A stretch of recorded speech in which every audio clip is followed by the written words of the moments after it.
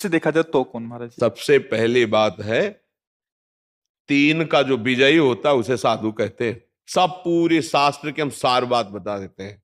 जो शास्त्रीय भाषा में कहते हैं पुत्रैषणा, वित्तैषणा और लोकैषणा, और शाब्दिक भाषा में कहते हैं कंचन, कामिनी और कीर्ति।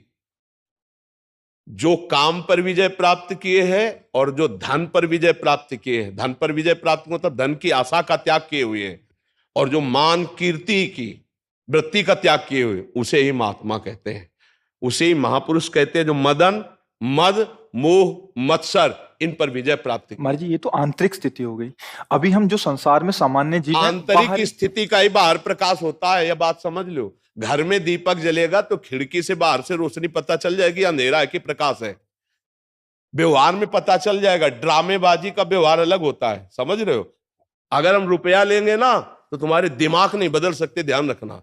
और जिस दिन हम पैसा लेने लगेंगे उस दिन ये सब नहीं चलेगा जो आज देख रहे हो आप। ये आज इसीलिए है बिल्कुल प्योर शुद्ध काम, कोई भी मिलावट। हम आपको हलवा पूड़ी का प्रसाद नहीं दे सकते, हमारी क्षमता नहीं। हम आपको गुलाब जामुन का प्रसाद नहीं दे, हमारे यहाँ प्रसाद नहीं बटता कभी, क्योंकि है ही नहीं तो बचे क्या।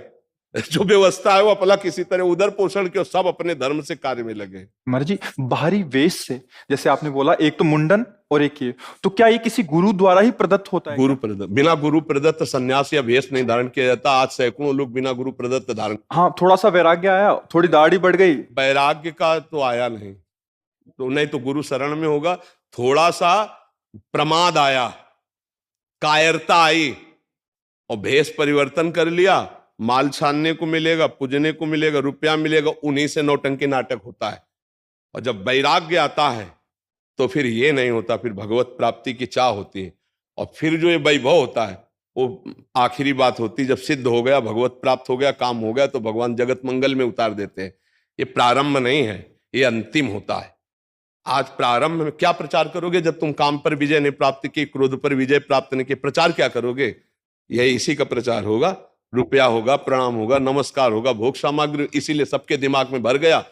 तो क्या होता है कि आजकल अर्थ की इतनी मांग हो रही, हर जगह अर्थ ही अर्थ है। सत्संग है तो अर्थ है, भागवत है तो अर्थ है, कोई प्रोग्राम है तो अर्थ है, मतलब जहां देखो अर्थ है।